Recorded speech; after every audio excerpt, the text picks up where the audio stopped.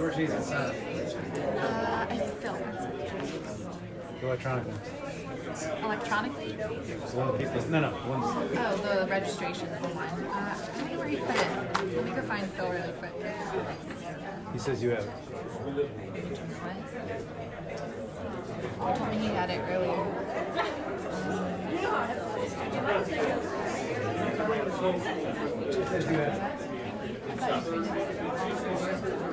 I did have a print off, but did you write it down? Yeah. Just gonna go off of that. So we got those, and then Do you need name only for introducing people, or their issues? just the name. Yeah. And then this is the. We have 29 more on the sheet out. I'll bring it up more. I'm so sorry. I thought you No, said you had it printed earlier. Just need the names.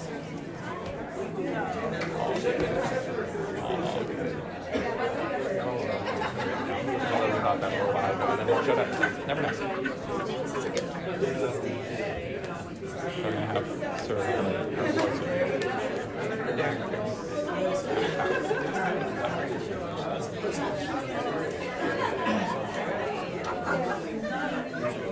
I started the live just so people know that it's on time.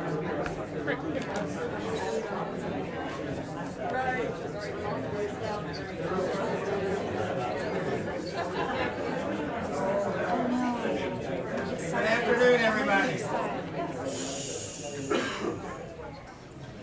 I want to thank you all for coming out to the pre-session public hearing that we have here in Prince William County with our delegation to the General Assembly. I'm George Barker. I am a state senator. If you were to live here at the McCourt Building, you would be in my district. So welcome everybody to the 39th district. What I want to do is just go over a couple of things in terms of the way we're going to proceed through the afternoon and some of the rules that are in place. Each speaker will be allowed 3 minutes, and we're hoping that organizations or coalitions can try to sort of limit the number of people who are speaking so that there's sufficient time for everybody else to present their views on things. We have sign-ups. We had online sign-up. We had 17 people there. We had another 10 already in addition to that today. So we should be able to get through that number of speakers in the time frame we have here. We ask you to so the speakers can say what they need to say. We need to respect everybody's ability to be able to state their positions and their advocacy on things and be able to present that. If we have major problems toward the end, we're hoping, planning to be done before 4 o'clock here, and hopefully we'll be able to be a little earlier than that, so everybody get back home. And we may have to limit some of the comments at the end if that's a problem. I'll have our other members of the delegation introduce themselves, and then from there, we'll go directly into the speakers.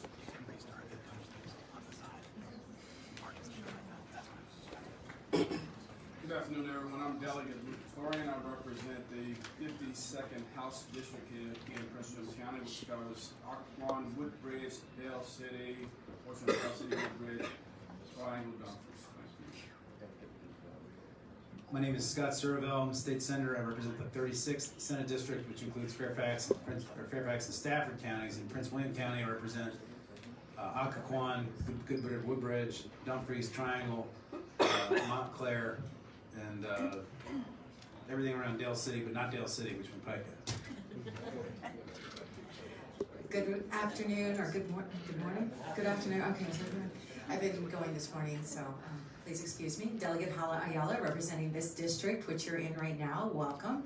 And I represent areas of Lake Ridge, just to put a street marker on that. Lake Ridge, Manassas, Dale City, and we got quite a bit of representation here today, so thank you for coming and taking your morning or afternoon to spend with us. Good afternoon, I'm Jeremy McPike, State Senator for the 29th Senate District, which represents essentially parts of Woodbridge, Route 1, Dale City, stretching out to Manassas and Manassas Park. Appreciate everyone coming out today. You've got a great delegation. We're looking forward to working for this area. And just as a quick reminder, we don't serve in Washington, we serve in Richmond, which has every one of our bills that this group has passed has been bipartisan over our entire careers. And we look forward to having your comments and feedback today. And thanks for coming out.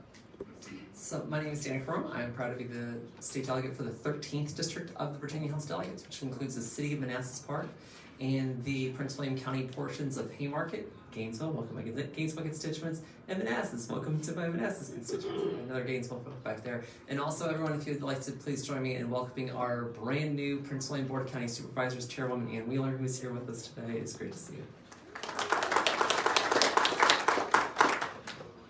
Good afternoon. I am Delegate Jennifer Carroll Foy, and I represent Prince William and Stafford. Basically everything east side of Route 1 from Belmont Bay all the way down to North Stafford.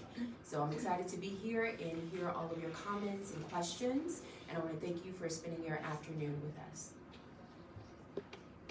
I'm Dan Helmer. I'm the delegate-elect for the 40th District, which is southwest Fairfax County and northwest Prince William County, basically all the parts of Gainesville and Haymarket that Danica doesn't represent, I do.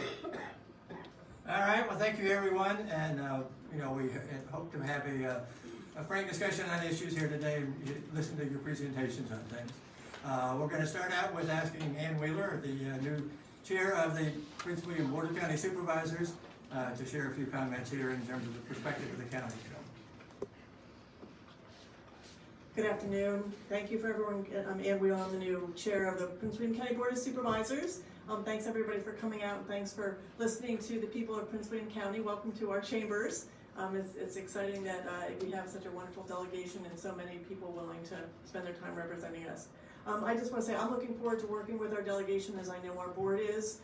We've already sent some of our legislative priorities to you for the upcoming year. I do want to say that I'm excited to let everyone know that on Tuesday we're going to add to our legislative priorities. We're going to add, we're asking for support for gun safety legislation at our Tuesday meeting, just to have that support from our state delegation. And we're looking forward to all the changes. With change comes, with new leadership comes change and new priorities. And we think that the priorities of Prince William County are well reflected in our new Board of County Supervisors. So I look forward to working with you all. Thank you. Thank you very much, Ann, and congratulations as you're starting your term here. Okay, the next speaker is Alan Muchnick, to be followed by Jennifer Wachowski.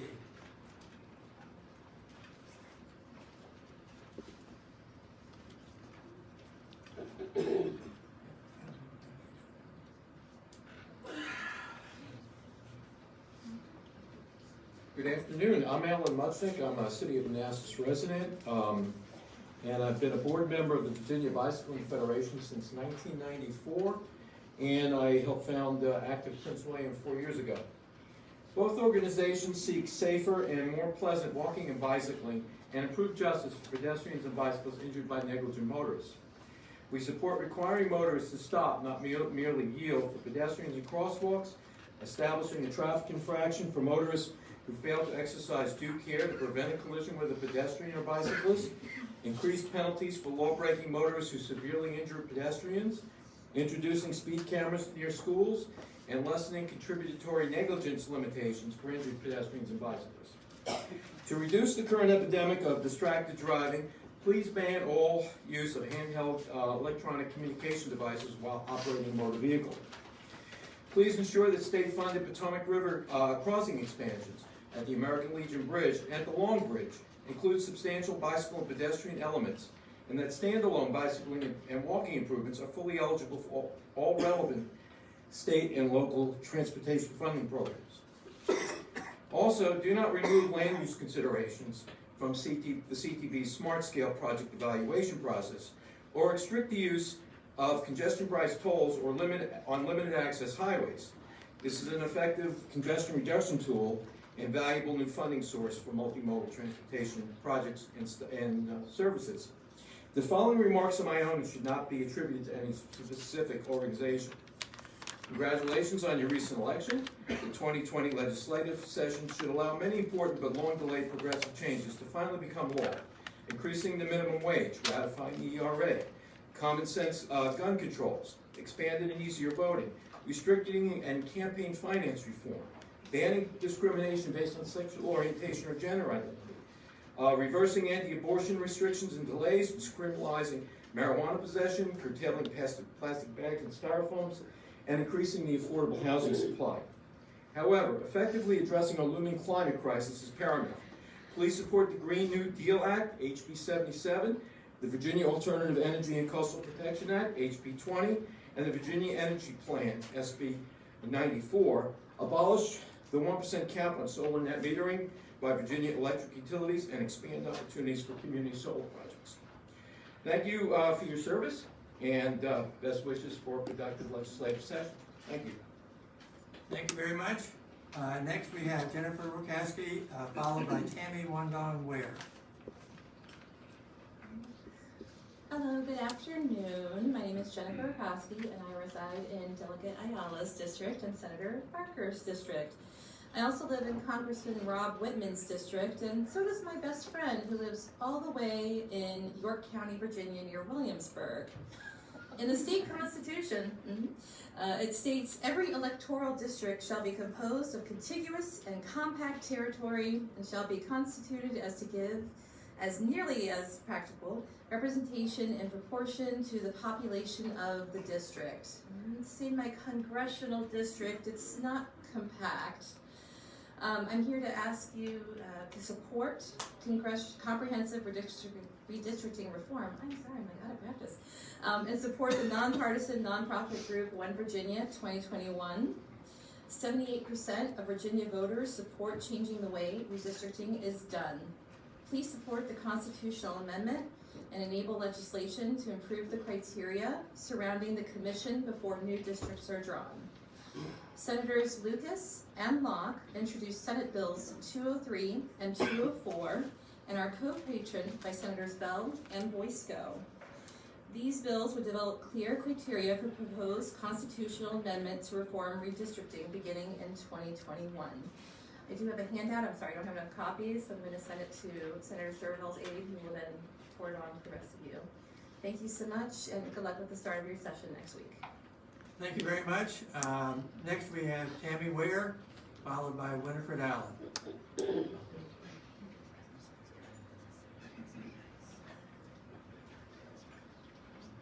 Good afternoon. My name is Tammy Wandong. I'm here to talk about how we make Virginia the best state for working families. I wear many hats.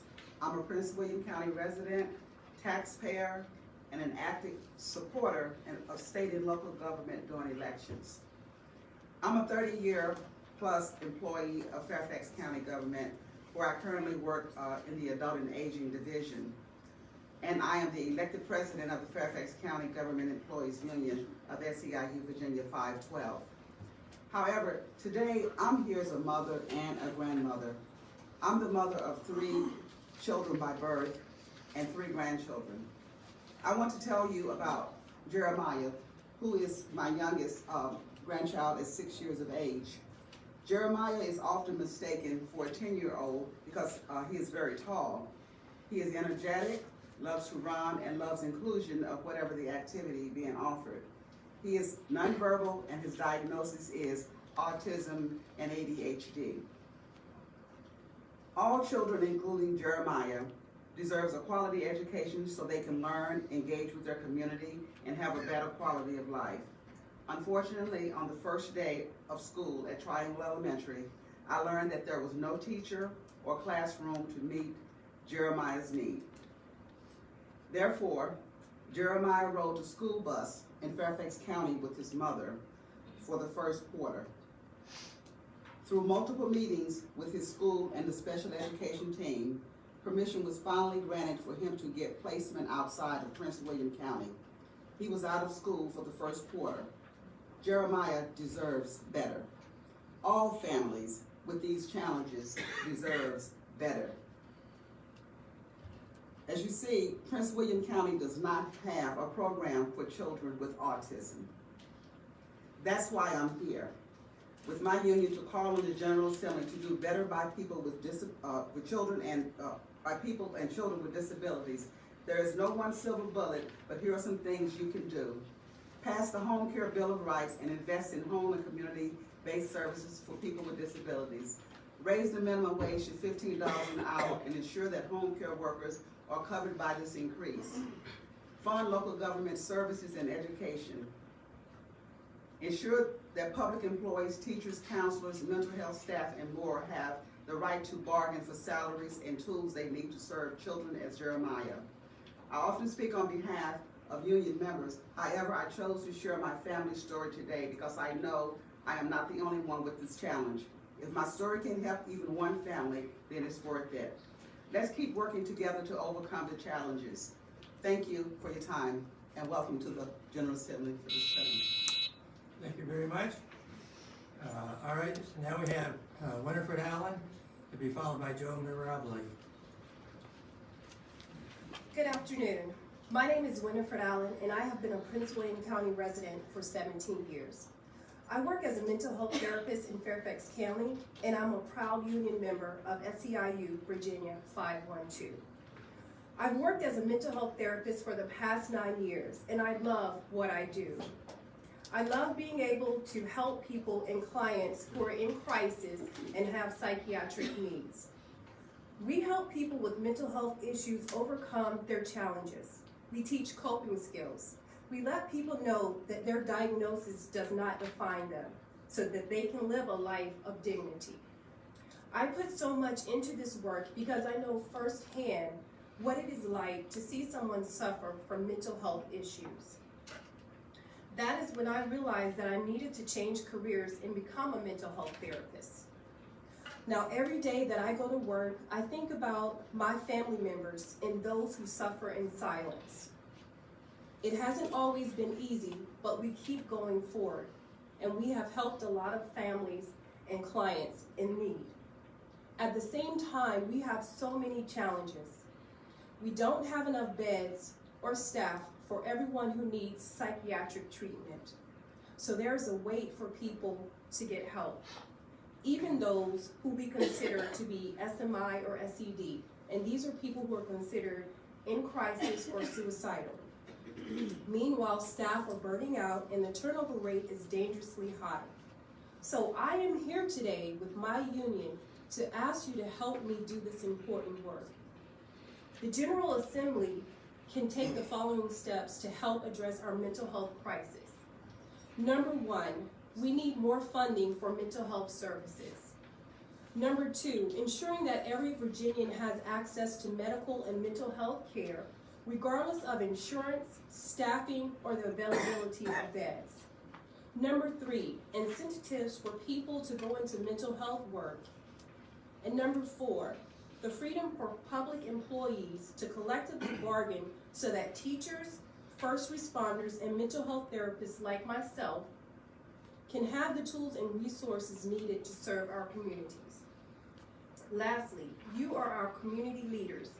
Please help us end the stigma around mental health diagnoses so that all people are comfortable coming forward and getting the help that they need. Thank you. Thank you very much for your comments there. Next up is Joe, and to be followed by Brian Blankenship, please. Delegates and senators, my name is Joe Mirabli. I'm a 13-year career firefighter with Prince William County Fire and Rescue. I'm also a board member for Local 2598 and the vice chair of the Legislative Committee for Virginia Professional Firefighters. I've already spoken with many of you regarding Virginia Professional Firefighters legislative agenda. For years, the VPFF has been attempting to fix Virginia's broken cancer presumption laws. Just recently, JLARC presented an extensive report about workman's comp and more specifically cancer presumption. That report validated many of the points that VPFF has been making for years. The report made several recommendations: permanently add brain, colon, and testicular cancers to the list of compensable cancers, remove the evidentiary requirement, meaning that a firefighter has to prove they were exposed to a chemical that caused their specific cancer, which is impossible, and then reduce the years of service from 12 years. The recommendation, I believe, was 5. I asked the delegation to support these recommendations. The bills in question for cancer are House Bill 44, House Bill 121, Senate Bill 9, and Senate Bill 58. I'd like to thank Senator McPike for carrying that legislation for numerous years, and Delegate Carol Foy for carrying House Bill 121 this year. What was the fourth bill that you mentioned? It was SB 9 and which one? SB 58, Cosgrove. SB 9 was Sasslaw. I also asked the delegation to support House Bill 438 in regards to mental health, as the previous speaker spoke about, to make PTSD a compensable injury for our public safety personnel. We see horrific things through the course of our careers and sometimes repeatedly. Currently, the number 3 cause of firefighter fatalities is PTSD-related suicide. We're seeing this in our military personnel, our police, and sadly also fire and rescue. The BPFF has supported every delegate and senator here, and we're asking for your support when we need help too. So I thank you all, I thank you for your time, and I'll see you guys in a couple weeks down in Richmond. Thank you very much, and we look forward to seeing you in Richmond. So, next is Brian Blankenship, followed by Marietta Yesoyan. Is Brian here? All right, Marietta. And Marietta will be followed by Lynn Finch.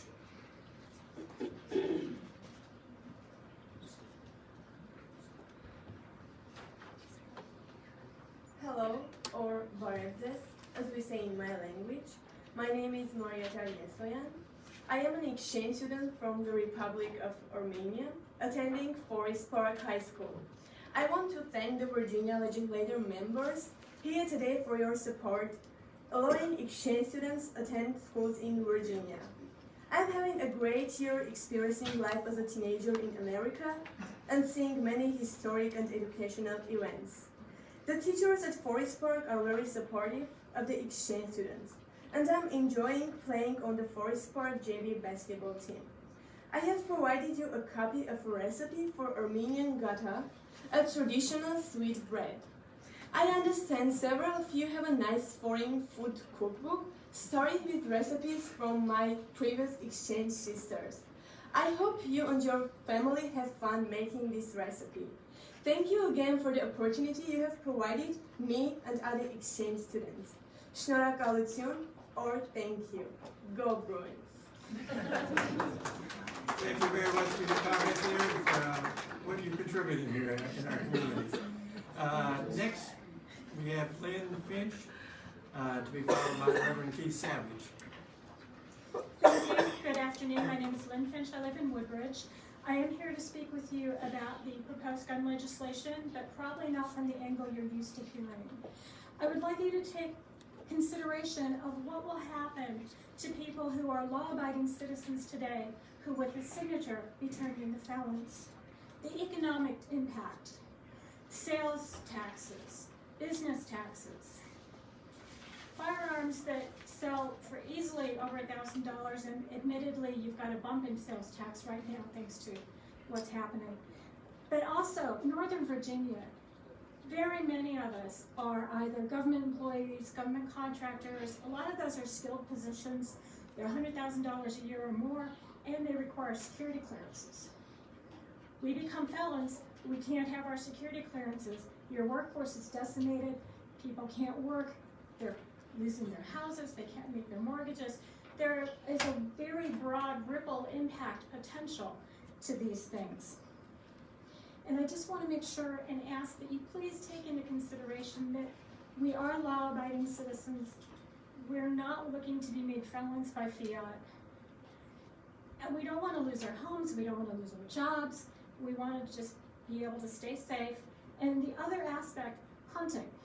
You may not think of that as very broad, but the impact when you lose hunters, and I apologize, I'm really nervous, this is my second time I've done this. We stop hunting, the deer population gets out of control. We've seen that in some of the western states, what happens. They move into the more urban areas, they create problems, there's hazards on the road, the deer become ill. But also, I have a bolt-action rifle, which would be legal under the proposed legislation. I can't hunt with that, it weighs too much. The AR-15 is the most popular hunting rifle in the nation. We take that away, you also minimize the benefits of Hunters for Hungry, where food, excess food is donated to feed. Thank you so much, appreciate it. Thank you very much for your comments, and you did well. So, next is Reverend Keith Savage, to be followed by Evelyn Brumar. Good afternoon. I am Keith Savage. I'm speaking 3 different hats personally, as the pastor of First Baptist Church of Manassas and also as a clergy leader within Voice. I'm gonna start with my personal. I'm gonna read it just because of time purposes. The history of our Commonwealth has included fear, hate, and inequity. And for centuries, that produced policies that fed the same and produced laws and cultural norms that have condoned the same. We cannot rewrite our beginnings, but we can begin to correct our wrongs and begin a new chapter that speaks to the best in us and not the fear, hatred, and inequity seen in our policies and laws. You have the pen and the voice to take steps forward in that direction. As far as common sense gun safety legislation, I agree that we need that because an enthusiasm of weaponry should not be allowed to disguise itself as liberty or decide our safety, and to reverse the decades of Jim Crow mass incarceration and criminal justice policy. So now I put on my voice hat. In our voice legislation agenda that we are supporting things that we've had thousands of listening sessions throughout Northern Virginia, and we've come down to these things that we're asking you believe that you do support. First, in our criminal justice, that you support the creation of a public defender's office here in Prince William County. Second, that you support the permanence of the driver's license suspension, that we stop the immorality of suspending people's license simply because they can't pay fees and fines. But we find ways to bring equity in all those things. And then we support the presumption of release, that the criminal that changed state law to presumption to favor of release on the least restrictive means based on a person's risk assessment. And then affordable housing. We continue to support what the governor's put forth with the $90+ million to support our affordable housing so that we have communities that don't disappear, but we can continue to allow people who've lived here for decades to afford and do so, and welcoming low-income families to do the same. Also with our Virginia Housing Trust, that we continue to support that as well. And lastly, when it comes to education, Voice believes in equitable first opportunities for our children. It's better to build strong children than to repair broken men, as we have heard before, as an amazing quote. And so we support the school counselors, the $90 million that's put forward towards that, and also for pre-K and after-school investment. So thank you, congratulations to each and every one of you. Looking forward to seeing you in Richmond. And Mr. Chairman? Can I just say thank you, by the way, for what First Baptist Manassas does for the people, for the population of people experiencing homelessness in Western Prince William. You all have brought in a number of folks when it gets severely cold and our shelters are inadequate to deal with it, and it's literally life-saving for them. So thank you for doing that. It is our honor. Thank you. Thank you. Next we have Evelyn Brumar, followed by Jonathan LaRoe.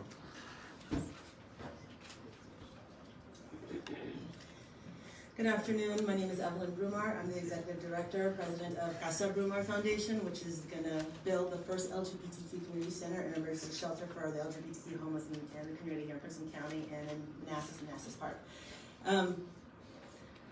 I already know what you guys have been proposing, what's on there, so I'm not going to ask. I already know what you're doing. But I wanted to tell you what I've come across since launching in November, just 2 months ago.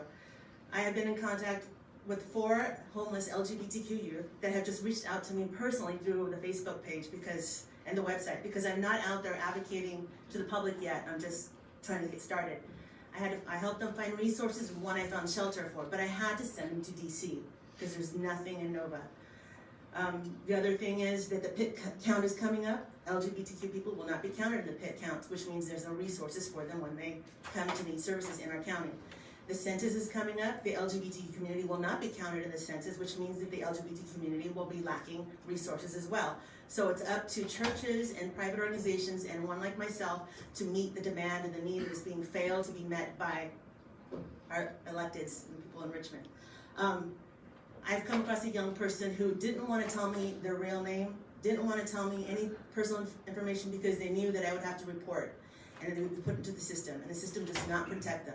It doesn't accept them for who they are either. So there's a lot of discrimination within the system, and I know that you have legislation that's going to protect them once you get down there and you pass it.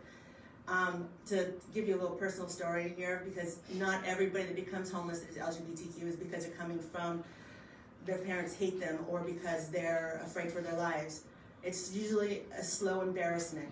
It's families who deeply do love their children, but they're embarrassed because their church, their community, maybe their political backgrounds, the people that they're surrounded, do not support LGBTQ people. So the parents end up denying their children, and the children understand and feel that the love is being withdrawn for them. which means that they end up going into the closet, do not share their fears and what they're going through with their family, and then look for other resources to be able to deal with trauma that is happening to them. Which is why we need a community center, which is why we need social workers who are educated in that field as well. So thank you for giving me this moment to tell you about what's going on and what I'm doing, and thank you again for bringing legislation so that we can finally meet the need. Thank you very much. Next we have Jonathan LaRoe, followed by Scott Brown.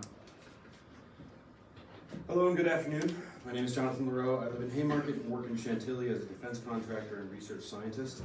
In the course of my work, I've deployed to Afghanistan, Haiti, and many other locales, working alongside the men and women of our armed forces and the intelligence services on national security missions. Men and women that swore an oath to defend and uphold our Constitution against all adversaries, both foreign and domestic. As an unarmed civilian in these deployments, I was required to be trained in the use of weapons common to both U.S. servicemen and our adversaries, so that I could pick up a weapon and use it as a last resort to defend myself and my countrymen if necessary. Years ago, my team was also outed to the drug cartels, and so I've been a quiet Second Amendment supporter and Virginia concealed carry permit holder for some time now. I can no longer stay quiet.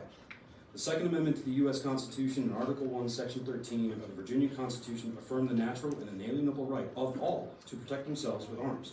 They also affirm and codify the interest of the nation-state in having the common citizens be familiar and proficient with the armaments that a general soldier would be required to use in the case that militias need to be called up from the general populace, the draft. These articles are not an enumeration of the rights given to people by the government, but they enumerate restrictions on the actions that the government is allowed to take with respect to its citizens. And they very clearly state that the right to bear arms shall not be infringed. The firearms bills proposed by the incoming legislators are flagrantly unconstitutional in that regard. They will cause millions of Virginians to become felons almost overnight, including myself. They will have little impact on reducing crime rates or deterring criminals. They will incur dramatic consequences to our economy, businesses, and employment, and will likely have disproportionate negative impacts to minority and low-income communities. Federal contractors like myself will be forced into a no-win scenario with regard to keeping their clearances and consequently their livelihoods if these bills come to pass. Gun control does not equate to crime control. These proposed gun control measures are demonstrably ineffective, as can be evidenced by simply looking to our neighbors in DC and Baltimore, with some of the strictest gun laws, yet staggering violent crime rates. We also look at the recent attempted mass shooting in Texas that was stopped in approximately 6 seconds by law-abiding concealed carry members after Texas removed places of worship as gun-free zones after a similar 2017 shooting that took 26 lives. The only constituency made safer by gun control is that of the criminal element, as law-abiding citizens are disarmed and made easier targets. The litany of gun control bills being proposed by Richmond will effectively neuter and almost completely nullify the right to bear arms via legislative end run around both federal and Virginia constitutions. These bills will infringe on citizens' First, Second, Fourth, Fifth, Sixth, and Eighth Amendment rights, making our communities less safe, and sow discord and distrust between private citizens and law enforcement. The citizens of Virginia have recognized this, and we are asking you to use your powers as representatives to defend them and their rights by defeating these measures in the General Assembly. Thank you for your time. Thank you for your comments. Next we have Scott Brown, followed by Yvette, with an initial, last initial is T.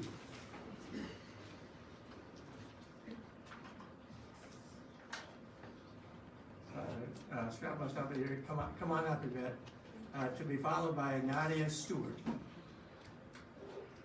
I represent Virginians for Liberty and Justice and Virginians for Medical Freedom. Parenting, an inherent right that all creatures with offspring have. It's been occurring from the beginning of time, and it's been without question up until recently when government forgot its place. James Madison said a government with unpredictable and arbitrary laws poison the blessings of liberty itself. While bills like SB 104 are proof that liberty has been poisoned. SB 104 essentially emancipates children to make their own medical decisions in being vaccinated and allows children to deny parents access to their medical vaccination records. Last session, the Virginia government deemed that 18-year-olds aren't responsible enough to use tobacco and nicotine products and raised the age of consent to 21. Yet, because it's vaccines, a multi-billion-dollar industry that funds many, they can make an exception, and miraculously, minors have the capability and maturity to make serious decisions for themselves and without any parental knowledge whatsoever. This isn't about pro versus anti. This is about governmental encroachment. A government who think that they own our children. Government has committed atrocities against children in the name of public health. Let us not forget that there was once a Virginia Sterilization Act that was based off model legislation written by Harry Laughlin, an esteemed scientist. This Virginia law was even upheld by the Supreme Court in Buck versus Bell. Eugenics was once accepted as solid, settled science and dictated our legislation. Are we supposed to forget this nasty past and trust legislators in the same medical community with our children? No, it's not government's job to decide what's best for our children. Legislators swear to uphold the Constitution of the United States. That oath makes the Constitution your job contract. And you become public servants to the people. You don't become parents to our children. We are the bosses, not the other way around. You are bound to disregard all unconstitutional acts, especially when it comes to a basic fundamental right like parenting. So be on notice, not just you, but every legislator. Elected servants are not above the law. We, the free people, will not tolerate blatant disregard for the contract you swore, your solemn promise to protect and defend the terms of which you are entrusted, paid, and presumed to know. Violation of the contract, the supreme law, is a crime, and ignorance of the law is no excuse. Break that oath and know that we, the people, will put a personal claim on you and hold you personally liable. We live in a constitutional republic where every person's voice matters, not the herd. We don't live where the mob rules, even if that mob is our government or big industry. We won't set our children on fire to keep you warm. Thank you. Next we have Nadia Stewart to be followed by Fred Hussein.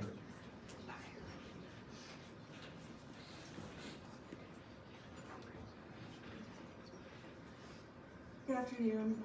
My name is Nadia Stewart. I'm a resident of Prince William County. I am here today to request that the Prince William County delegation oppose SB 104 in the upcoming 2020 legislative session. SB 104 has been proposed by Senator Favola and eliminates the long-recognized fundamental right of parents to make medical decisions for minor children that involve significant risk to a child's health or well-being, and seeks to reclassify them with the ability to make adult decisions for the sole purpose of administering vaccines. This proposed legislation is a gross overreach of government power and violates existing Virginia state law, specifically the 2013 Parental Rights Act, Section 1-240.1. The Rights of Parents Code states that a parent has a fundamental right to make decisions concerning the upbringing, education, and care of a parent's child. SB 104 is a blatant attempt to strip parents of their legal right to make informed decisions about vaccination for their minor children and gives legal right to doctors and medical workers who have no liability or accountability to what happens to our children after vaccination. Delegation, there is absolutely no evidence-based justification for the state of Virginia to suspend parental rights and administer vaccines to minors without parental consent. The vaccine rates in Virginia are high and continue to rise. In the fall of 2018, 96% of kindergartners and sixth graders were in full compliance with vaccination. SB 104 flies in the face of Virginia's long-standing commitment to protect minors from the responsibility of making complex benefit and risk decisions. We have laws that forbid minors from getting tattoos or body piercings without their parent or legal guardian present. Virginia code only grants the right to, quote, to vote qualified persons over the age of 18 and from purchasing tobacco and vape products until 21. Yet the proposition of this bill suggests that all of a sudden our minor children will have the mental capacity and maturity to accurately communicate their medical history, to understand the risks of vaccine injury may have for their long-term health, and that vaccine makers have no liability for the injuries that may come from vaccines that are given. Vaccines are commercial pharmaceutical products that carry a risk of injury or death, and they can be greater for some individuals than others. Parents have firsthand knowledge about their child's mental, emotional, psychological, and physical development, including allergies and reactions to foods. These are all critical factors in the vaccine decision-making process. Taking the parent out of the vaccine decision-making process for a child and handing it over to medical doctors and government health officials who have no legal responsibility or accountability for what happens to the child after the vaccine has been given is a violation of the human right of parents exercise informed consent to medical risk-taking on behalf of their minor children. How can we as parents protect our children with vaccine reaction history or effectively monitor a child with signs and symptoms of a life-threatening reaction if we have no idea that the child has been given a vaccine? Thank you. Next is Fred Hussein, to be followed by Louis Mingo.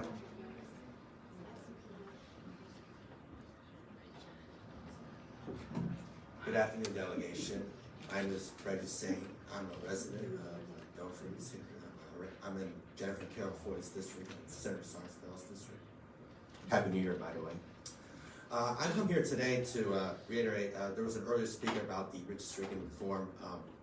You know, I understand that it's not a perfect bill, and I know some members of the delegation are fumed by Delegate Mark Cole of Fredericksburg kind of tapering the legislation, and I know it's not perfect, but I ask you to please support the amendment, the constitutional amendment there.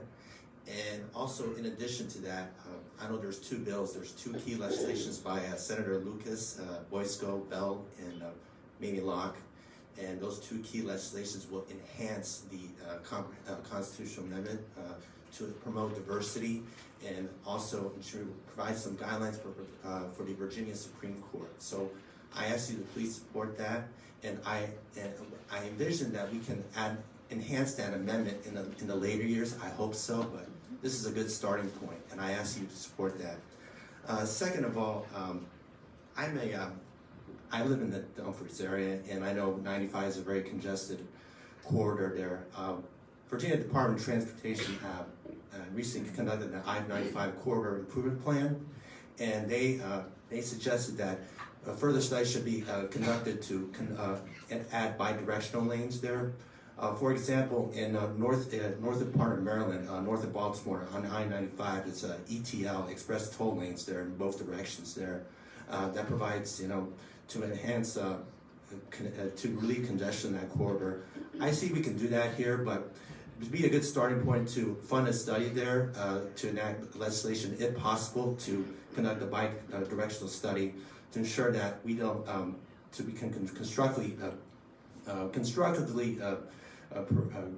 plan that out. And I know there's a lot of communities on that. It's very congested, but this is a good starting point because there's a lot of environmental ramifications there. We want to do it constructively between Fredericksburg and Springfield. So I ask you to please support that. This is going to be a good starting point. And my concern is that the Opitz Boulevard project for the express lanes is kind of ahead. So I hope that we can proactively plan that, have that project be planned in conjunction with the managed lanes there, because this is a good starting point. And a key part of that is that VRE, the state has worked with CSX to fund the key legislation by rail.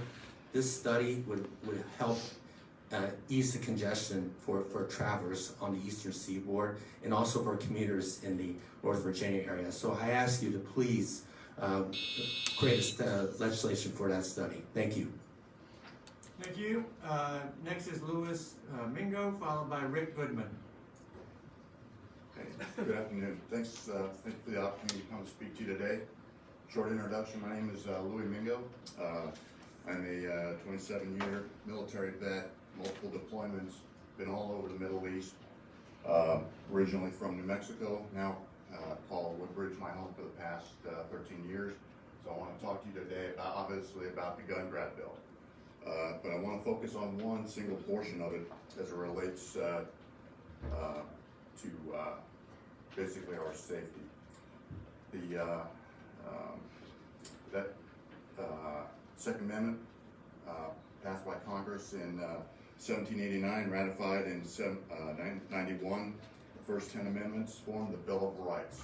What's important, what I want to bring up, the important word of rights, our rights. So specifically as relates to ownership of arms, the last four words of the Second Amendment is the phrase, shall not be infringed. So I'm really against this gun grab bill coming up in Richmond. And it seems to be a direct violation of our guaranteed rights. Both the governing body in Richmond, as well as here in Prince William County, you all take an oath that in part states, I do solemnly swear that I'll support the Constitution of the United States and the Constitution of the Commonwealth of Virginia. And that's written out in Code of Virginia 49.1. And it seems that the governor has kind of lost his way, and we are asking you seated here to uphold your oaths. Now, man left to his own design has a black heart. And I kind of want to bring that up. It talks about in Ecclesiastes 7:20. It reads, "Surely there is not a righteous man on earth who does good and never sins." So, kind of understanding the nature of man, this legislation strips us of our God-given right to life, as it invites more criminal activity. You can see that in the pervasiveness of MS-13 organizations and kind of the heinous crimes they commit in this county, much less in neighboring states, much less in the neighboring states. By supporting the governor, it puts the citizens you govern at risk. I kind of want to bring up 5 quick finer points. The police are here to draw the chalk line around the dead body. They're not responsible to protect our lives, according to the Supreme Court decision in Deshaney versus Winnebago County Department of Social Services. However, I still have the right to life and to protect that life, at least according to the Declaration of Independence. Kind of calls that out. Number 2, we vote for a governing body to govern, not lord over us. Number 3, more government is not the answer. In fact, more government brings with it forceful appropriation. Thank you. I'll be glad. All right, next is Rick Goodman, followed by Emily Maravi.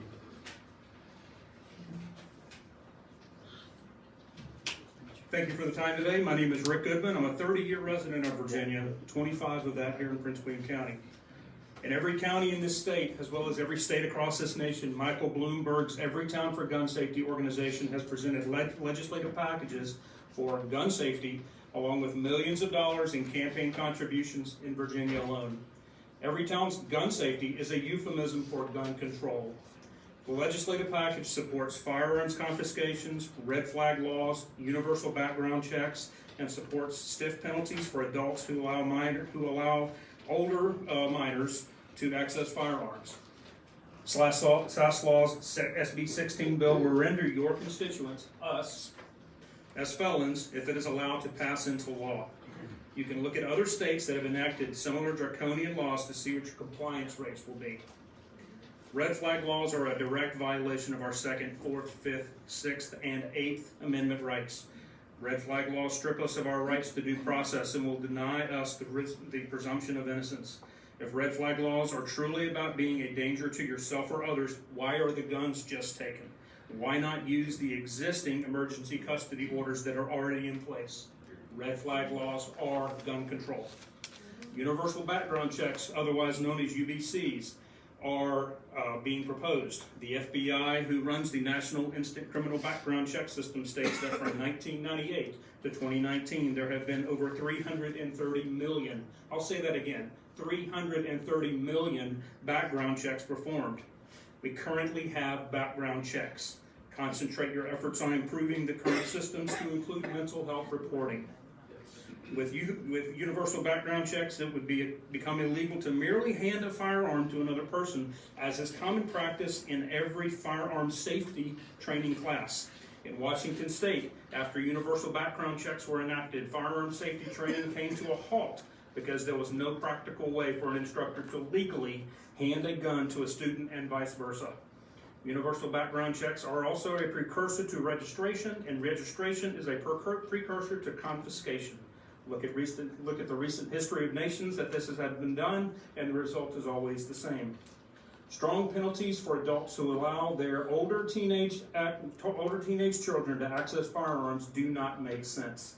In many cases, these teenage children are accomplished and responsible marksmen in their own right. This is not common sense and does nothing for gun safety.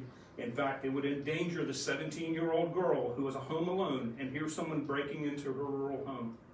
I urge you to reject these bills, as well as any other future bills that are unconstitutional in nature. No more gun control. Our rights are not up for sale to the highest donor. I wish you the best of luck. And I implore you to be mindful that your constituents will be watching you closely. Thank you. Thank you. Will be followed by Chrissy Falls. My name is Emily Moravi. I live in Prince William County. I have come to speak against SB 104. This bill states that minors shall be deemed an adult for the purpose of consenting to medical or health services related to receiving vaccinations and immunizations recommended by the CDC if the individual is at least 14 years of age and demonstrates to the satisfaction of a healthcare practitioner the ability to understand at the same comprehension level as an adult the risks and benefits associated with vaccinations and immunizations. In what other way do we ever consider a 14-year-old mature enough to make a decision like that? They have to have parental consent to take Tylenol at school, get a tattoo or piercing, to go tanning, to have an abortion. They can't drink alcohol or smoke cigarettes. The FDA even just raised the legal age for purchasing tobacco from 18 to 21. But we think they can somehow completely comprehend the risk that they are taking by getting a vaccination. Adults are not even provided fair and accurate information for true informed consent. You are given one piece of paper with minimal information on it when you should be given the manufacturer's insert. This is coercion of a minor. They do not understand the risk or science, not to mention the industry influence upon this push for mass vaccination. The pharmaceutical lobby outspends oil 2 to 1, if that gives you any insight as to just how large they are. A child needs their parents' wisdom and life experience to help guide them, and this is no exception. Parents will be left to handle the possible and very common side effects of these secretive vaccinations with zero ability to sue the manufacturer. You can bet that the medical personnel who injected my child certainly won't be liable for any side effects either. Not to mention the possibility that the parent doesn't even know there was a vaccination given in the case of emergency treatment. You swore to uphold the Constitution of the United States of America and be public servants to the people. Know that we are looking at every bill that comes across your desk and will hold you accountable to your oath. People, the free people, are putting you on notice. Thank you. Chrissy Falls, followed by Emily Arndt. Good afternoon. My name is Chrissy Falls, and I'm the founder of a local nonprofit called Y Incorporated, servicing the greater Prince William area. We help educate residents on the dangerous issues that our children deal with daily. In the past year, we have compiled a panel of professionals from the front line and survivor testimonies to help bring an understanding by seeing through their eyes. We also bring local resources to help the community be informed on where to turn when help is needed. Every day, residents in your community struggle with the lasting impacts of adverse childhood experiences, better known as ACEs. We all know children who are victims of violence or abuse, witnessing violence in the home or community, suffering after a family member attempts or dies by suicide, experiencing mental health problems or instability due to parental separation, or household members being in jail or prison. Your life, like mine, may contend one or more of these issues. Adverse childhood experiences can shape the course of a child's health and development over a lifetime. Responsive relationships and strong communities can buffer the effects of ACEs. Our community is already engaged in trauma-informed practices and has a wonderful trauma-informed community network, but we need more comprehensive support to connect our practices to secure a safety net for our young people. Here's what I ask of you.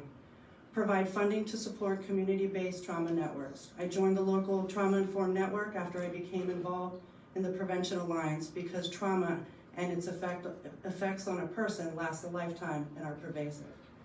As a child of trauma, I understand this all too well. The Family and Children's Trust of Virginia provides financial and technical support to community-based trauma networks across the state. Currently, FACT only has enough funding to support 6 of the more than 20 community networks. Additional state resources are needed to provide more operational support to local networks, as well as an evaluation and technical assistance.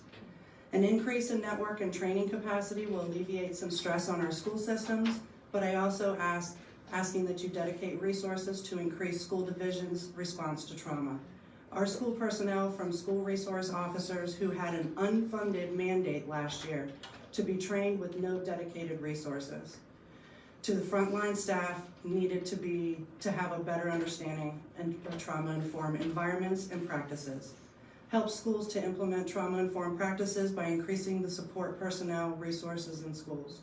Build on efforts to reduce the counselor to student ratio and fund schools at the necessary level to provide more staff positions to provide counseling, mental health support, and to recognize and address trauma in students. In addition, take steps towards increasing access school-based health centers. Thank you. Thank you. Next is Emily Arndt, followed by Walter Wood. Good afternoon. My name is Emily Arndt. I have been a Fairfax County resident since I was a young child, and my husband was born and raised here in Woodbridge, so we're rare, and we're from here. We have 4 children who I am obligated to speak for. I oppose SB 104. It has already been stated what is in this bill, so I won't repeat it. My oldest is 13 and a half, so it's not a far jump to imagine him in this setting. There are 2 points I want to make why you should vote against this. First, let me remind you that these same vaccine makers and doctors and nurses who administer them cannot be held liable for injury or death. They are protected by the National Childhood Vaccine Injury Act of 1986 and the 2011 Bruce Vitz versus Wyatt Supreme Court decision on tort law. Let me make that clear, that if a doctor injects my child and my child has a bad reaction and dies, that same doctor and the vaccine maker have 0 consequences because the government has provided an umbrella of protection. By the way, our government has paid out over $4 billion for injuries through the National Childhood Vaccine Injury Act. When I vaccinated my older 2 children, I was not told the real risks. I have no reason to think they would tell my child as well. I was handed a piece of paper that was worthless. A 14-year-old has not researched for hours over the past 7 years like I have. They don't know that most anti-vaxxers are actually ex-vaxxers. They vaccinated and they intentionally stopped. My son doesn't realize the CDC schedule has pretty much tripled from what I received as a child to what they want him to receive. He doesn't know that the Freedom of Information Act requests have shown that the HHS has done no independent safety testing over all these years, as they were required to do when we took away liability from the vaccine makers. Second, I oppose SB 104 because doctors might have charts and a few notes about family history, but they will never know the patient medically like how a mother knows her child. With removing 1 out of 2 adults in the room, you have now removed the one who knows the child best and has, more importantly, has something no doctor will ever have, a mother's intuition, a gut feeling, others call it. I've spoken with mothers who suppress this intuition after being bullied by a doctor for choosing to spread out or just decline certain vaccinations. They now live with regret because of the injuries that happen. A 14-year-old minor should not be held solely responsible for his decisions when doctors and pharmaceutical companies are not either. Vote no on SB 104. Thank you. Thank you. Next is Walter Wood, followed by Peggy Kruger. Good afternoon. I'm Walter Wood, and I live out in Oaksville. Used to live in Woodbridge. Senator McPike, the last time I saw you, you were going door to door, and we had a nice conversation outside my residence one time. It's not a gun problem. It's a mental health problem. We've heard a lot about mental health and the stigma that surrounds it. In my job on a daily basis, I have to deal with the requirements for the Army, the National Guard, and the Reserves for all the mental health, suicide prevention, substance abuse, as well as alcohol abuse. I also have sexual harassment and sexual assault in my portfolio. We're talking hundreds of millions of dollars a year. What we've found over the studies that we've done over the past 7 to 8 years is mental health and the lack of mental health. Lack of mental health care providers. We've heard today about PTSD in firefighters, police, the lack of mental health care. It's there. We have to rely on the court systems and the police to actually get mental health in Prince William County and Virginia, because it's not available. And when it is available, it's too costly. I would recommend that we take a look at the so-called gun grab bills that are out there, because, yeah, guns save lives. And like we've heard before, I'm one of those that the minute that those pass, I'd become an instant felon. Really? I mean, 40 years ago, whenever I signed up to become a voter, I tried to vote what is there in good conscience and what is there that follows the Constitution. I would ask that we take a look at trying to provide more mental health to the people that really need it, because I fight daily for it. You should too. Thank you. Next is Peggy Kruger, followed by Gary Campbell.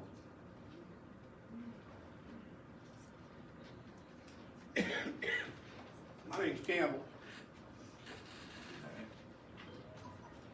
The other person's not here, I guess. Apparently not. So Gary Campbell, followed by Carol Knockel.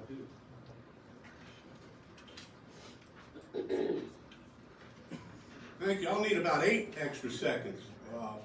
I'll need about 8 extra seconds to review 4 concerns that I bring to you today on behalf of my family, friends, and neighbors. Number 1, statutes. Congresswoman Wexton and Governor Northam, and perhaps most of you, have already begun to spend our time and tax dollars removing Lee's statue from the U.S. Capitol simply to appease a tiny constituency that wouldn't even exist had you yourselves not cultivated it. Don't do it. Don't. Leave the statues alone, please. Number 2, Convention of States. The only peaceful way to rein in our bloated, overbearing federal government is to call a Convention of States. My family and I count on you to support and pass Virginia's COS resolution. Number 3, the Equal Rights Amendment. The ERA sounds good. I've got a wife, a daughter, and a granddaughter, but there are too many unintended consequences that most voters are unaware of. And among them are, it would not protect transgender people or those who identify as neither male or female. The amendment could take away some of the benefits that women enjoy, such as not being drafted into the military. It's too vaguely written, and so we won't know how it will influence future laws, and we don't know how it will impact existing ones. Supreme Court Justice Ruth Bader Ginsburg herself wrote, and I quote, "ERA will change 800 federal laws. The financial impact on women is incalculable, and the ERA will do nothing to focus attention on sex crimes against women, as a focus on women would be discouraged," unquote. My family and I count on you to oppose the ratification of the ERA. And number 4, the Second Amendment. The unconstitutional attack on our 2A by Northam and many of your colleagues, and perhaps you, has garnered international attention. A huge majority of municipalities all over the state have recently passed these 2A sanctuary status. I'm addressing that as well to Ms. Wheeler. A huge majority of municipalities all over the state have already passed these resolutions. While a few well-intended voters believe your motive is public safety, a profounder understanding reveals that it's just one among many orchestrated steps to obliterate individual liberty and subjugate Virginia and U.S. citizens to an all-powerful and tyrannical world order where even those who initially supported it will regret having done so. If you think that this sounds crazy, first refresh your knowledge of the American Revolution, and then I draw your attention to the United States website where there's a job opening now for a disarmament, I quote, disarmament, demobilization, and reintegration office who needs a minimum of 5 years experience in small arms control, conflict resolution, and economic recovery.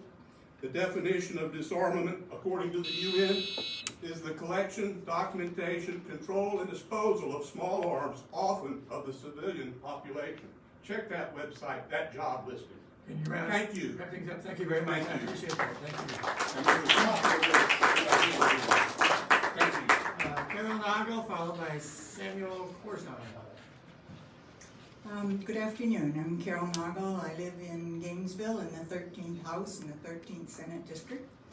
And thank you all very much for being here. I admire your energy and your dedication to representing us, very much so. And I do belong to an organization, but I am speaking for myself today. And I do track just about every piece of legislation, and I check to see what you all have submitted so far.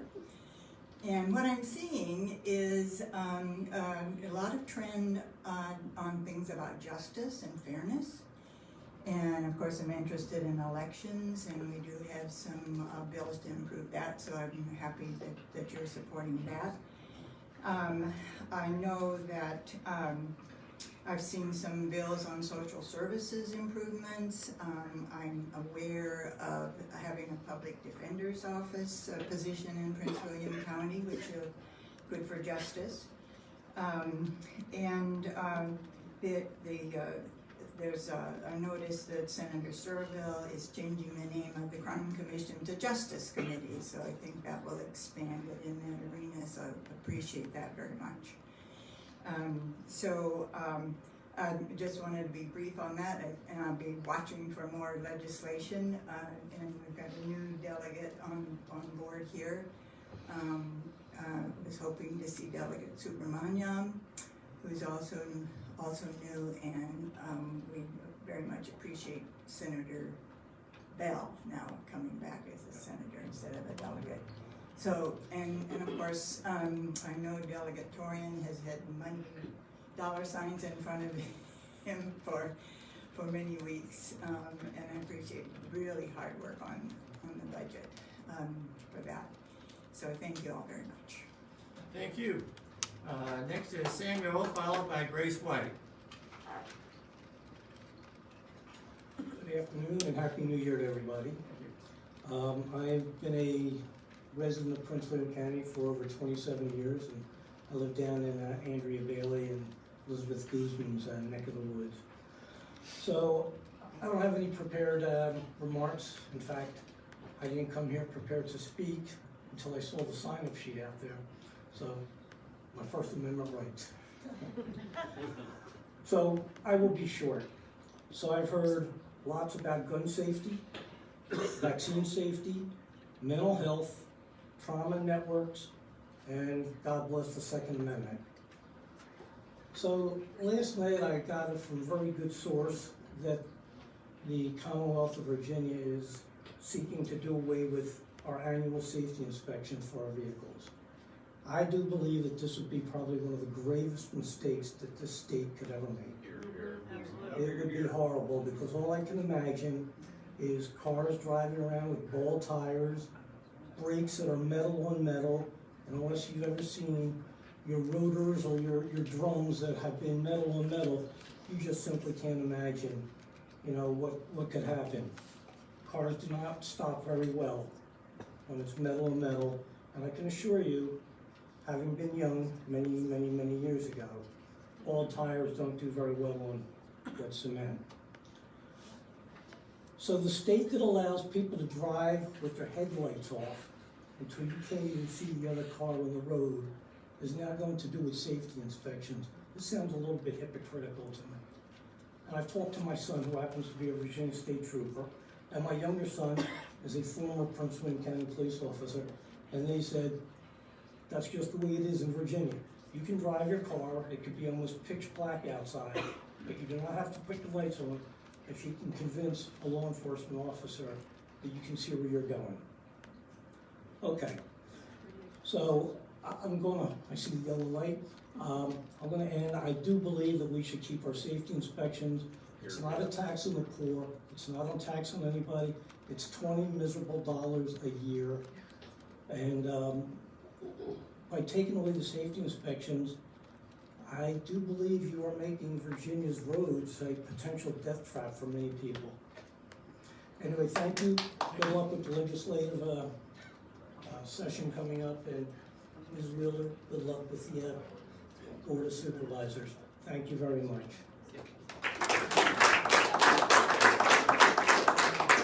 All right, next is Grace White, followed by Aaron Grill. Good afternoon, I'm Grace White. I am a resident of Delegate Ayala's and Senator Parker's districts. I came today to speak in favor of the constitutional amendment on redistricting reform. I echo the sentiments of earlier speakers. But I'd also like to kind of rip off of the reference to the Bill of Rights and remind everybody that when our U.S. Constitution was signed, many signers did so with great misgivings and with reservations because there was no Bill of Rights at the time that the Constitution itself was signed. But they decided to go forward and amend it.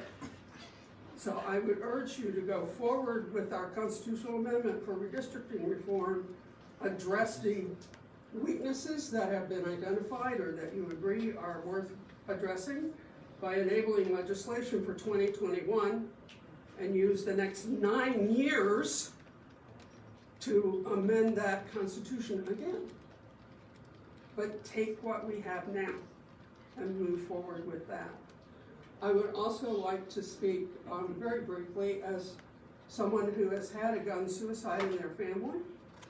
I do support the red flag laws. I do think they do save lives.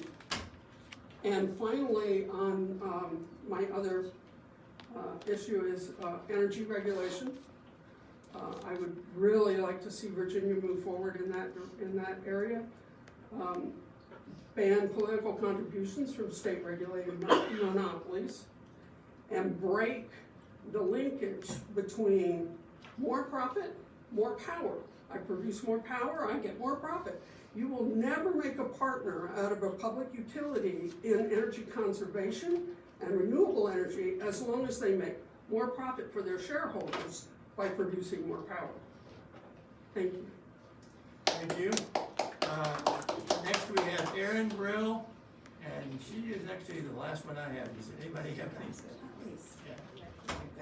So I've never done this before. I'm super nervous, but so I'm a Prince William County resident. I'm actually in your District 51, Prince William County Schools, and I've got 3 children, so I'm here as a mother. But I'm here for the parents of all the other parents that are not aware of SB 104, because I just found out about it yesterday, and that's why I'm here. As a mother, and if anybody else here, I know you're a mom, I know lots of people in this room, nobody advocates for our kids more than we do. So the idea that SB 104 wants to give the medical decision-making to a minor and completely blockade parents out of that decision is beyond insane to me. That's where I'm coming from, but I'm gonna stick to the facts. Virginia ranks number 6 among all states in immunization coverage rates for school children. So we're talking 96.3% of kindergartners and 6th graders, all state mandated vaccinations, and 98% of kindergartners had all 5 doses of the DTaP vaccine. So it's not a concern here. We don't have a low immunization rate here. There's not people walking around spreading the plague. So that's one concern, is why is this even an issue? Vaccines are commercial pharmaceutical products. I'm trying not to repeat a lot of the things my folks before me came up and said, but they carry risk of injury, death. Children are unaware of their personal or medical freedom or medical history of reactions or other health conditions that may increase their susceptibility to vaccine reactions, which there are lots of genetic markers now that studies are showing, and kids don't understand that. We're still trying to figure that out as adults. SB 104 would eliminate the long recognized legal right of parents in the U.S. to make medical decisions for minor children. How can a parent protect a child with a vaccine or any medical reaction if they don't even know that the kid came home from school and had an injection? I mean, think about that. That's crazy. How can I protect my child if I don't even know that they got something they're allergic to? This bill contradicts an established Virginia code that recognizes parents and a God-given right. God put me on this planet to be the sole protector of my kids. To not be notified, to not be given consent or opt out when it actually violates our religious freedoms in many respects as well. The bill violates an unconstitutional right of the parents in Virginia to raise their children without undue interference from the state, taking the parent out of the medical risk-taking decision process, handing it over to medical doctors and government health officials, who again, as somebody mentioned, the vaccine compensation program. There is no current, there's no liability on these people. So if your child can be hurt, you can do nothing to opt them out of that, knowing that they may risk, may have serious side effects. We have no voice in that if this passes. And again, those officials are not held accountable for what happens. Who takes care of these children who are severely injured? The parents who 104 wants to take the rights away. That's all. Thank you very much. We do have some additional people that have signed up to speak. So next is Sam Cowder, followed by Ernest Piccanyandi.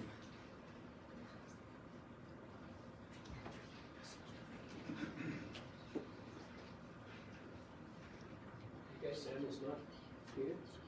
Apparently not. So. I'm here. Okay, oh, he is here. Okay.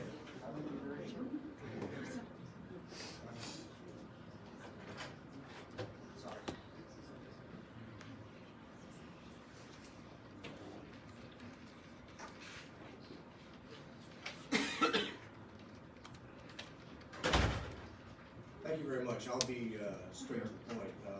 First of all, I had the impression this was going to be a two-way conversation, not just one. But I haven't heard anybody asking questions. Can we ask questions? No, this is a public hearing to be able to make statements. I'm done. Thank you. All right, next is Ernest, to be followed by Alborn. Good afternoon. My name is Ernest Piccanyandi. I work as a group home manager for the Ark of Greater Prince William Insight.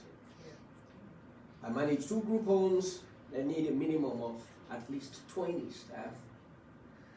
And I have 10, struggling to get the other 10. And I'm here this afternoon to advocate for individuals with special needs and the committed staff that provide services for them.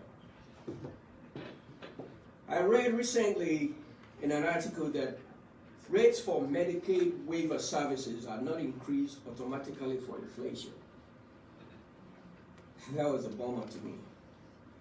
But it says it may be increased with if authorized by the state budget. And that's why I'm here. I'm pretty sure the budget hearing is still going on. And I want to ask the legislators to consider an increase in the tier system and rates for direct service personnel. I'm here to advocate on behalf of the caregivers who provide the services to persons with special needs to live and enjoy a life like yours. We as caregivers are challenged with a limited compensation and inequitable pay that the state of Virginia pays for our services. Our services have been greatly undermined by the tier system that places most of our special people that we serve, people that are aging, people that are disabled, that need the services, and without those services, they cannot enjoy their lives. All we are asking the state is to consider the eligibility requirements for the tier groups and to increase the compensation rate for waiver services for all tier groups so that mutual individuals will feel safe, secure, and happy with the support that they receive. We are graciously asking the state legislators to consider a raise in the compensation rate for direct support professionals to compensate for the increase in the cost of living in the state of Virginia. I thank you for all the work you do. I'm a 27-year resident of Lake Ridge, and I thank you for your representation. Thank you. Thank you. And now we have Al, followed by Kevin Raymond. Hi, Al Alborn, resident of Northern Virginia since 1974, between overseas assignments and Prince William County since 1988. Thank you for giving myself and others the opportunity to give our opinion on things. I feel that Delegate Dahlia and Senator Pike probably are aware of how I feel on most issues, but since the rest of you are here, I thought I'd go over them quickly. I work with a lot of veterans, so many of these issues have to do with things I've learned about working with veterans. Number one, I think Governor Northam's put a lot of good initiatives forward, and I encourage you to be like the governor. Specifically, I'd like to see the steps cut through to legalize marijuana. I can tell you from standing on front porches and lodges in West Virginia with vets that pot helped them get better with PTS. Also, I'm very impressed with what he's doing in the Mental Health Services Initiative. His appointment of Allison Land as the new position of Commissioner of Behavior Health is a very good step. That's particularly tied to our veterans and recovery from too many years of war. I also support the governor's initiatives in criminal justice reform. A big fan of raising the felony threshold to $1,000 or higher. Particularly like the suspending licenses for unpaid fines. That takes too many people off the street, denies them the ability to support their families or do their jobs. Also, I'm very fond of the Public Defender Initiative here in Prince William County. The least among us, there would be legal offense shouldn't belong to the wealthy, it should belong to everybody, and we have a traditional obligation to do that. That's it. Thanks for all your service. Make sure you talk to some veterans as you develop these laws. It's the only way you'll really understand how it feels. Thank you. Next is Kevin Raymond, followed by Matt Worth. Good afternoon, Mr. Chairman. I'd first like to congratulate all the people on the dais here. We have a real powerhouse that we've never seen before in Prince William. Delegate Elias is part of the Vice Chairman of the Tech Board. Senator Sorrell has been promoted to Vice Chairman of the caucus, and a powerful Delegate Torian, who is the new chairman of the Appropriations Committee in the House of Delegates. And Senator Barker is always a strength there, and President. Senator McPike, who I've known for years, and he's also been promoted to Vice Chairman Delegate. And Dan Helmer, I see you're part of the group now. I'll try to be short after that. I'm a member of social justice working for, I'm sorry, I just can't go through this. Social justice linking together. We have several not mandates, but priorities. The first one is to lift the lifetime federal ban on TANF for individuals with drug felony records. The ban imposes a life sentence or lifetime penalty after prison time having been served, but it penalizes innocent children of drug felons who are not part to the, excuse me. They lose out on the money that the felons would otherwise get. Pay prison people in Virginia a reasonable wage for the mandated prison labor.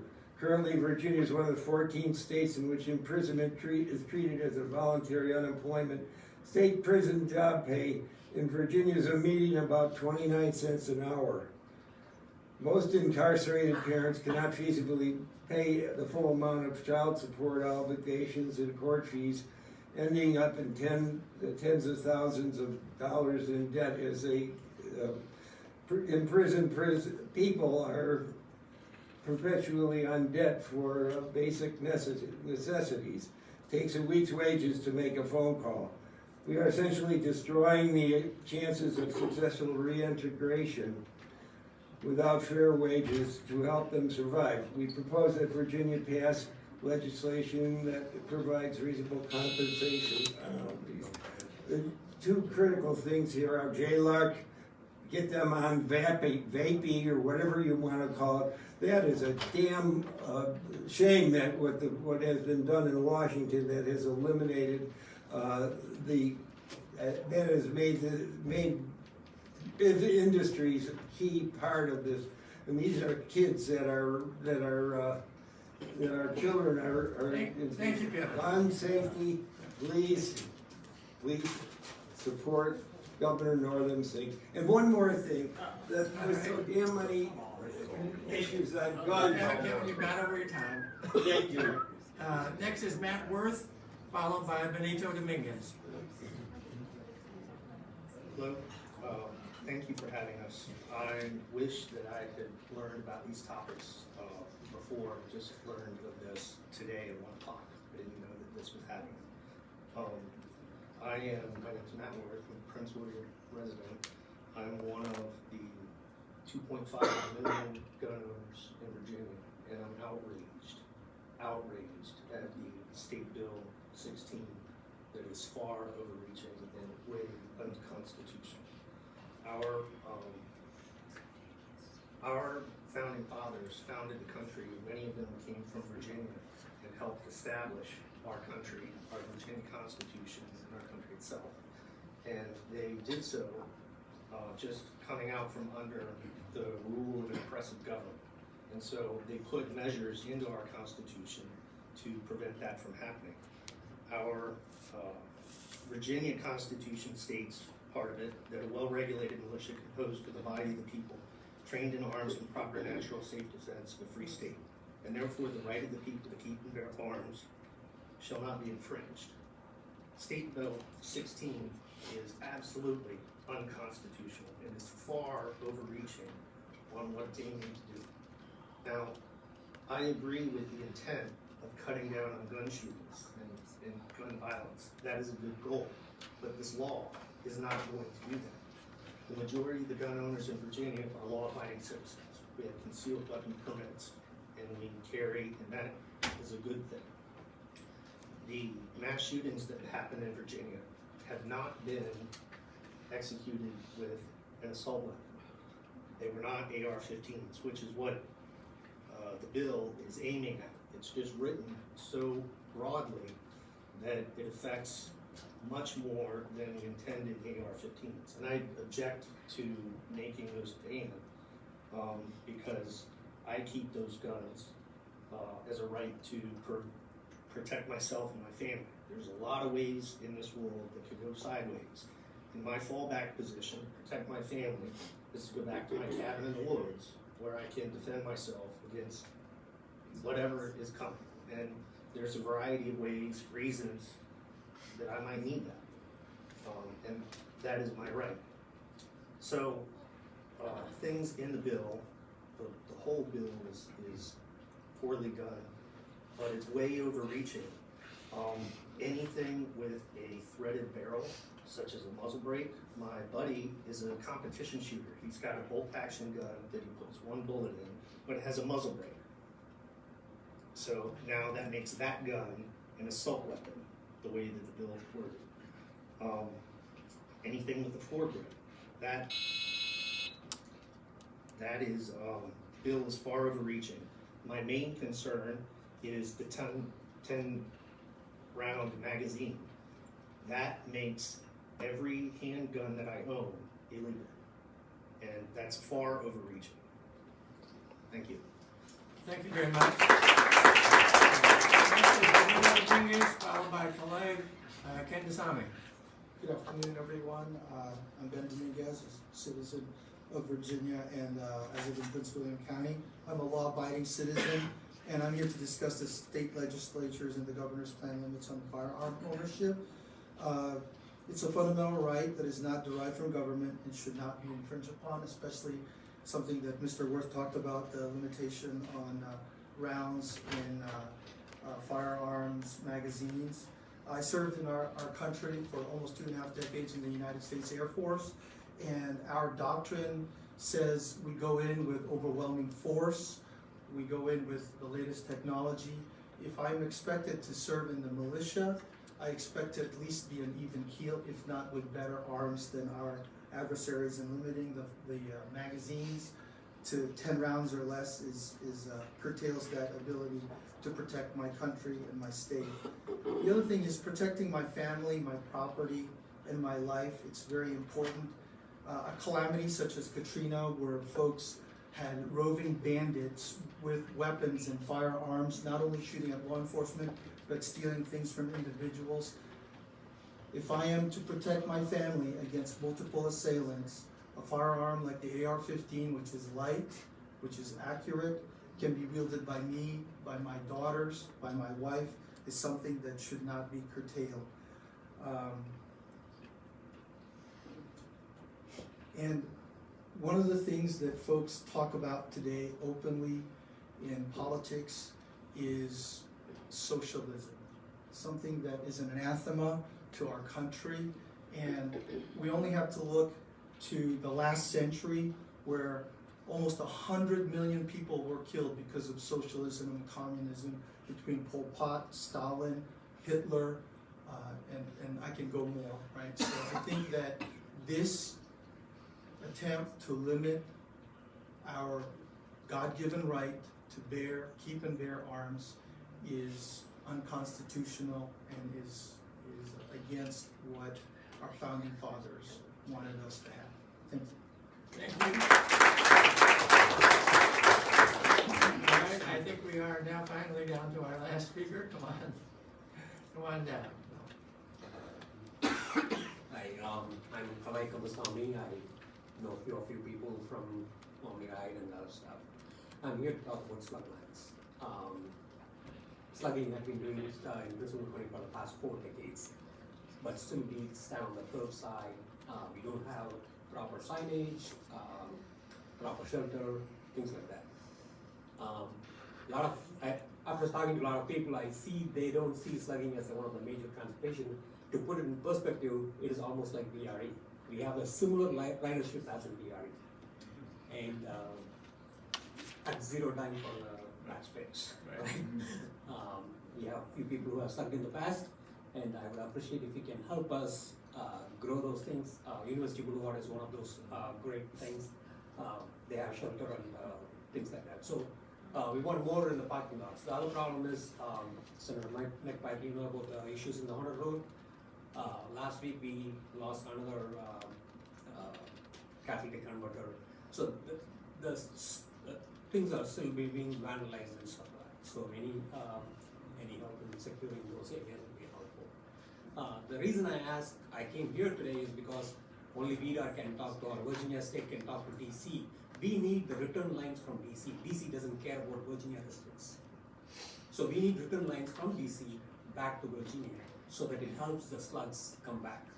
And somebody from higher ups has to talk to DC to provide, similar things like bus stops. They are doing a lot of other stuff like Pudo and things like that.